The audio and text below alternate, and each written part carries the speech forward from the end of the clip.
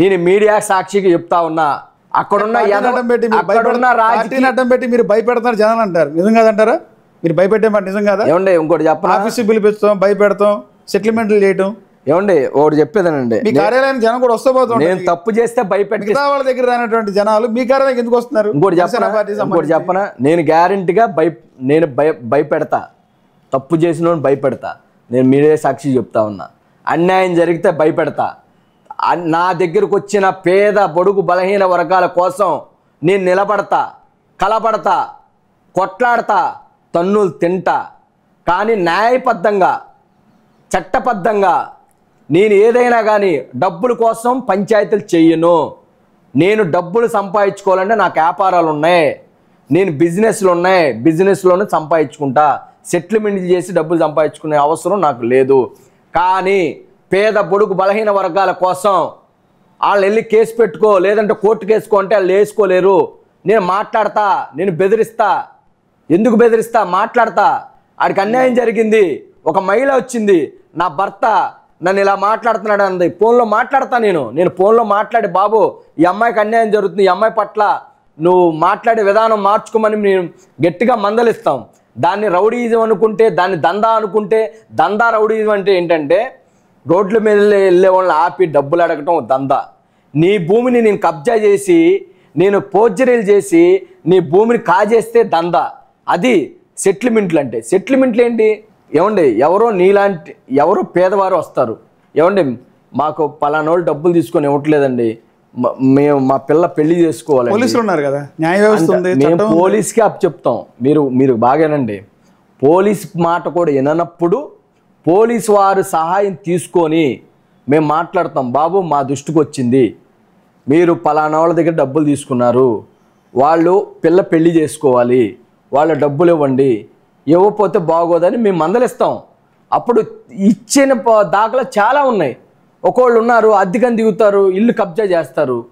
అలాంటి పోలీస్ స్టేషన్కి వెళ్తే కోర్టుకి వెళ్ళమని చెబుతారు. కోర్టుకి ఎన్నాళ్ళు తిరుగుతాడు? కోర్టుకి వెళ్ళి ఉన్నాయి కొన్ని. ఏమండే ఇంకోటి చెప్పనా, 9 నెలలు అయింది మా పార్టీ అధికారంలోకి వచ్చి, మేము ఎవరి మీద దందా చేయాల. మాకు ఏ పోలీస్ స్టేషన్కి ఫోన్ చేసినా, ఇప్పుడు మా దగ్గరికి వచ్చే ప్రజలు ఎవరి దగ్గరికి వచ్చినా మేము జనవాణికి పంపిస్తున్నాం. జనవాణిలో కంప్లైంట్ పెట్టి ఆ పోలీస్ స్టేషన్ ఎవరైతే ఉన్నారో ఆ పోలీస్ స్టేషన్ ఆఫీసర్కి, సిఏ గారికి కానీ ఆ ఏరియా ఆరోపణలు చేసేది మీ పార్టీ నాయకులే, మీ పార్టీలో ఉండి మీతో పాటు తిరిగిన నాయకులే చెప్తున్నారు. ఏమంటే చేతగాని ఎదవలు, బయట వ్యక్తులు కాదు, చేయలేనోళ్ళు, చేతగాని ఎదవలు 100 ఆరోపణలు చేస్తారు. నేనేంటో మా నాయకుడు పవన్ కళ్యాణ్ గారికి తెలుసు. నేను నా మనస్సాక్షిగా చెప్తా ఉన్నా, నేను ఎవరి దగ్గర దందాలు చెయ్యలా. నేను ఒకటే తప్పు చేస్తే నేను ఖండిస్తా. నేను చెప్తా ఉన్నా, నా మనస్తత్వం, వ్యక్తిత్వం అదే. ప్రశ్నించమని మా నాయకుడే చెప్పాడు. ప్రశ్నించడం వల్ల తప్పు లేదు. నేను ఎవరి దగ్గర దందా చేయలా. నేను దందా చేశారని మీ మీడియా సాక్షిగా మీరు తీసుకురండి మా ఆఫీస్. కథనాలు వస్తున్నాయి పేపర్లో, 100 కథనాలు వస్తాయి సార్. నేను కూడా వేపిస్తా రేపు కథనాలు. పేపర్లో పన్ని ఎన్ని నిజాలైతే 100 మంది మా నాయకుడి మీదే 100 ఆరోపణలు చేశారు. బెజవాడలో ఉన్నటువంటి జనసేన నాయకులు ఎవరి దగ్గరికి వెళ్ళిన జనాలు అమిశెట్టి వాసు కార్యాలయానికి ఎందుకు వస్తున్నారు? న్యాయం జరుగుద్దండి, మేము పని చేపిస్తాం. వాళ్ళకి రేషన్ కార్డు కావాలా, లేదంటే వాళ్ళకి ఏమన్నా పెన్షన్ పెట్టియాలా, లేదంటే వాళ్ళకి ఉపాధి కల్పించాలా. మా నియోజకవర్గ ఎమ్మెల్యే గద్దే గారు ఉన్నారు, ఏదైనా హాస్పిటల్ అంటే ఫోన్ చేపిస్తాం, లేదా ఫీజు ఏదన్నా బిల్లు ఏమైనా తగ్గించాలంటే మాట్లాడి తగ్గిస్తాం, కట్టిస్తాం. అనేకమైన చేస్తున్నాం కాబట్టి జనం వస్తారండి.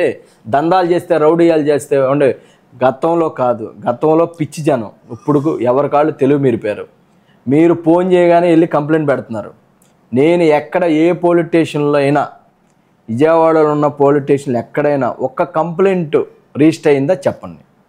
వాసు దందా చేశాడు, మమ్మల్ని బెదిరించాడని ఎవరన్నా రిజిస్టర్ చేసుకున్నారా? నీకు వచ్చిన కథనాల మీద సంబంధించి కానీ దందా వ్యవహారం గురించి ఏమన్నా మీ పార్టీ అధినాయకుడు పవన్ కళ్యాణ్ దృష్టి కానీ వచ్చింది? అడిగారు? వచ్చింది. మా నాయకుడు అడగల, మా పార్టీలో కీలకమైన వ్యక్తులు అడిగారు. దాని గురించి అంతా ఎక్స్ప్లెనేషన్ ఇచ్చాను. నేను ఒకటే చెప్తున్నానండి, నేను మీ మీడియా సాక్షిగా మా పార్టీ పెద్దలకు కానీ, ప్రజలకు కానీ, నాయకులు కానీ నేను చెప్తా ఉన్నాను, అన్యాయం జరిగితే నేను నిలబడి మాట్లాడతా. అది తప్ప ఒప్ప అన్నీ ఎంక్వైరీ చేసినాక మాట్లాడతా. నేను డబ్బుల కోసం చేస్తే అది తప్పు. నేను డబ్బులు ఎవరి దగ్గర డబ్బులు తీసుకోను. నా దగ్గరికి వచ్చేదంతా పేదవాళ్ళు, మధ్యతరగతి కుటుంబాలు. వాళ్ళకి అన్యాయం జరిగితే వాళ్ళ అన్యాయం తరపున నేను నిలబడతా. దీనికి కొంతమంది రాజకీయ నాయకులు, ఎమ్మెల్యే స్థాయి వ్యక్తులే నా మీద బురద చల్లటానికి, నన్ను సస్పెండ్ చేయించడానికి మా పార్టీ పెద్దలకు కూడా, హైకమాండ్ కూడా చెప్పారు. వాళ్ళందరూ గుర్తుపెట్టుకొని వాళ్ళు నెక్స్ట్ అసెంబ్లీకి వెళ్లకుండా జాగ్రత్తగా కాపాడుకునే బాధ్యత నేను తీసుకుంటా. వాళ్ళు ఎవరో ఈ మీడియా ముఖంగా తెలుసు. నేను పబ్లిక్లో ఎవరో చెప్తే తెలుసుది కదా, మాట్లాడదాం. నేను పబ్లిక్లో నేను ఒకటే చెప్తా ఉన్నా, నన్ను ఎవరు టార్గెట్ చేస్తున్నారో పేర్లతో సహా చెప్తా.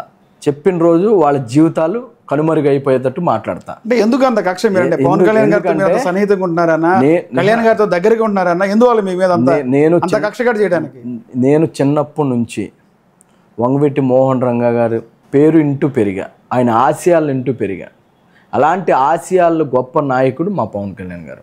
పవన్ కళ్యాణ్ గారిలో రంగా గారిని చూసుకుంటూ పవన్ కళ్యాణ్ గారు భావజాలం నచ్చి ఒక రాజకీయ పార్టీలో పనిచేయాలి, ఆ పార్టీ వల్ల ప్రజలకు మంచి జరిగిద్దని నేను చూస్తున్నా.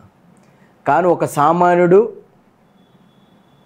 అమ్మిశెట్టి వాసు ఎదగటం ఇష్టం లేని కొంతమంది నాయకులు నా మీద బురద జల్లాలని కుట్రలు పొందుతున్నారు. వాళ్ళందరికీ హెచ్చరిస్తూ ఉన్నా, నేను మీ స్థాయి కాదు నాది, కానీ నా స్థాయిని కించపరిచి పదే పదే నన్ను అవమానిస్తే నేను తిరగపడటానికి కూడా సిద్ధంగా ఉన్నా.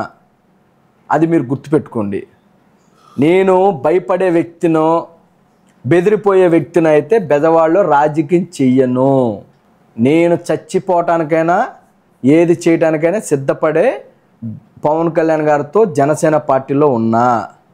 నేను జగన్మోహన్ రెడ్డికే భయపడలేదు, పార్టీకే భయపడలేదు, ఇంకో పార్టీకి భయపడలా. మీరు కావాలని నన్ను బురద జల్లితే మాత్రం ఈసారి పబ్లిక్గా ప్రెస్ మీట్ పెట్టి మీ పేర్లు, మీ పుట్టుకులు, మీరు చేసే తప్పులు ఒప్పుల్ని అన్నీ ఎండకడతా. వాసు ఏమైనా తప్పు చేశాడంటే రండి, ఎక్కడికంటే అక్కడ. వాసు నీ వల్ల పలానా ఫ్యామిలీ ఇబ్బంది పడింది 100 చెప్పొచ్చు వాడు, కానీ నన్ను పిలవండి, ఎవిడెన్స్ పెద్దలు పిలవండి, నేను ఎక్కడికైనా వస్తాను. నాకేమి, ఎందుకంటే నేను మా నాన్నగారు ఎమ్మెల్యే కాదు, మాది పెద్ద పేరున్న ఫ్యామిలీ కాదు, నాకు 100 కోట్ల ఆస్తి లేవు, నేను పిహెచ్డీలు చదువుకోలేదు, నేను ఒక సామాన్య మధ్యతరగతి కుటుంబంలో పుట్టిన ఒక సామాన్యుడిని. నాకు ప్రజలంటే ఇష్టం, ప్రజాసేవ చేయటం ఇష్టం. నాకు పవన్ కళ్యాణ్ గారు అంటే చచ్చేంత ఇష్టం. నేను ఆయన కోసం చచ్చిపోవటానికైనా ఇంకా ఏది చేయడానికైనా నేను సిద్ధం. మీరు బెదిరిస్తేనో భయపెడితే బెదిరిపోను. మీరు నాతో ప్రేమగా ఉంటే నా ప్రాణం ఇస్తా మీకు, లేదు నన్ను టార్గెట్ చేస్తే నేను దేనికైనా సిద్ధపడతా. ఆంధ్రప్రదేశ్లో ప్రతిపక్ష పార్టీ సంబంధించినటువంటి నాయకులు వల్లభనేని వంశీ కానీ, పోసాని మురళి కానీ ఇలాంటి వాళ్ళని అరెస్టులు అయితే చేస్తున్నారు. ఇది రాజకీయ కక్ష అంటారా? ఎలా స్పందిస్తారు దీన్ని? రాజకీయ కక్ష సాధింపు అంటారా? రాజకీయ కక్ష అంటే అరెస్టులు చేయరండి. వాళ్ళు చేసిన పనులకి వాళ్ళని ఏ శిక్ష చేసినా తక్కువే. ఎందుకంటే ఒక వల్లభనేని వంశీ కానివ్వండి, అట్లాగే వాడు బోరగడ్డ అనిలు వీళ్ళందరినీ ఎన్కౌంటర్ చేయాలి. ఎందుకంటే వాళ్ళు మాట్లాడే మాటలు ఒకసారి చూడండి, సభ్య సమాజం సిగ్గుపడే విధంగా. ఎందుకంటే మరీ భార్యల గురించి, బిడ్డల గురించి, చిన్న చిన్న పిల్లల గురించి కూడా వరస్ట్గా మాట్లాడి వీళ్ళని నాకు తెలిసి అయితే జైల్లో పెట్టి 6 నెలలు, సంవత్సరం ఉంచటం కాదండి, పబ్లిక్లో వాళ్ళకి పనిష్మెంట్ ఇవ్వాలి. ఎందుకంటే ఏ రాజకీయ పార్టీలో అయినప్పటికీ కూడా, అది జనసేన కావచ్చు, టీడీపీ కావచ్చు, వైసీపీ కావచ్చు, ఎవరైనా పర్సనల్గా ఎవరిని కూడా కుటుంబాలను టార్గెట్ చేసిన ఏ వ్యక్తిని కూడా పబ్లిక్లో ఉరిదీయాలండి వాళ్ళని. ఎందుకంటే మనం చూస్తూ ఉన్నాం, వంశీ అనే వ్యక్తి ఎలా మాట్లాడాడో ఒకసారి చూడండి. ఎన్టీ రామారావు ఫ్యామిలీ అంటే ఒక పేరు ఉంది, భువనేశ్వరి గురించి గారు. అట్లాగే పోసాని అయితే వాడు ఎంత వరస్ట్గా మాట్లాడండి. బోరగడ్డ అనిల్ అసలు కాడు అద్దు వరపు ఉందండి. వాడు అసలు మనిషేనా? అలాంటి ప్రభుత్వంలో ఎస్సీల మీద కక్ష సాధింపు అంటారు. బోరగడ్డ అనిల్ విషయంలో ఎస్సీ అని చెప్పి ఈ రోజున ఆ రకంగా చేస్తారు. నిజం అంటారు అది? ఎస్సీలు, బీసీలు, ఓసీలు అట్లా అనుకుంటే వంశీ వల్లభనేని వంశీ ఎస్సీయా, పోసాని ఎస్సీయా? ఎస్సీ ఏంటండి, కులం ఏంటండి? ఎస్సీ అయితే అట్లా మాట్లాడతాడా? ఎస్సీ అయితే ఏదైనా మాట్లాడొచ్చా? ఎస్సీలకి చట్టాలు వర్తించవా? కాదండి. ఒక ఎస్సీ అని ఒక బూతు మాట మాట్లాడితేనే ఎస్సీ ఎస్టీ అట్రాసిటీ కేసు పెడుతున్నామే. ఒక ఎస్సీ దళితుడిగా ఉండి అంబేద్కర్ భావజాలం అని చెప్పి వాడి నోటికొచ్చి ఏదో వచ్చి అది మాట్లాడితే ప్రజలు సానుభూతి ఏమండి, ఎస్సీయా, బీసీయా, ఓసీయా, కాపా, కమ్మ ఈ కాదండి. వాడు ఒళ్ళు దగ్గర పెట్టుకొని మాట్లాడాలి. బోరగడ్డ అనిల్ అనే వాడిని పబ్లిక్లో శిక్షించిన రోజే సమాజంలో ఒక మార్పు మొదలవుతుంది. ఎందుకంటే ప్రభుత్వం ఏదుంటే అది మాట్లాడొచ్చని విర్రవీగే ఎదవలకి పనిష్మెంట్ చెప్పాలండి. నాకైతే ఈ కేసులు పెట్టి జైల్లో పెట్టడం అనేది నాకు నచ్చలేదు. ఎందుకంటే ఇలాంటి ఎంత ఘోరంగా మాట్లాడండి అనిల్ అనేవాడు, బోరగడ్డ అనిల్ అనేవాడు ఎంత వరస్ట్గా మాట్లాడాడు. కళ్యాణ్ గారి కుటుంబం గురించి. కళ్యాణ్ గారు మంచి మానవత్వవాది కాబట్టి, ఆయన భావజాలంతో ఉన్న వ్యక్తి కాబట్టి ఇలా కేసుల వరకు పెట్టి వదిలేశారు. నాలాంటి వ్యక్తులను వదిలితే వాళ్ళు ఎలాంటి ఏం చేస్తారు? మిమ్మల్ని వదిలితే ఏం చేసేది ఏంటంటే వాళ్ళని నరి రోడ్లో అలాంటి వ్యక్తులను చంపినా పాపం లేదండి. ఎందుకంటే కుక్కల కన్నా కుక్కలు చాలా విశ్వాసంగా ఉంటాయి. కుక్కల కన్నా వాళ్ళ భాష మాట్లాడిన భాష చూస్తూ ఉంటే మా బ్లడ్ బాయిల్ అవుతూ ఉంది. పవన్ కళ్యాణ్ గారి బిడ్డల గురించి మాట్లాడుతుంటే బ్లడ్ బాయిల్ అవుతుంది.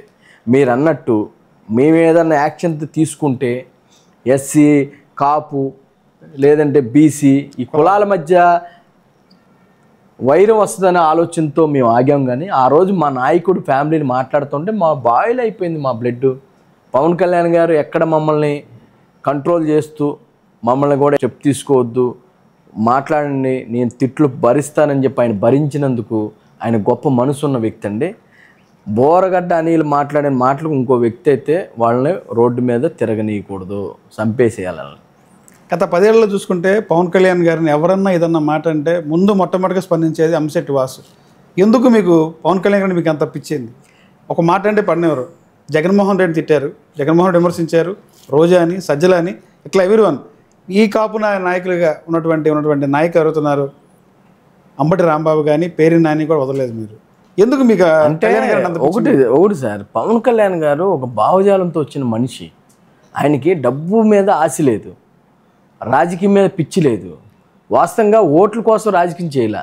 మీరు ఆలోచించాల్సింది ఏంటంటే కమ్మ, కాపు అని 40 సంవత్సరాలుగా వైరం ఉన్నప్పటికీ ఆ రెండు పక్కన పెట్టి ఈరోజు కమ్మ, కాపుని కలిపారు.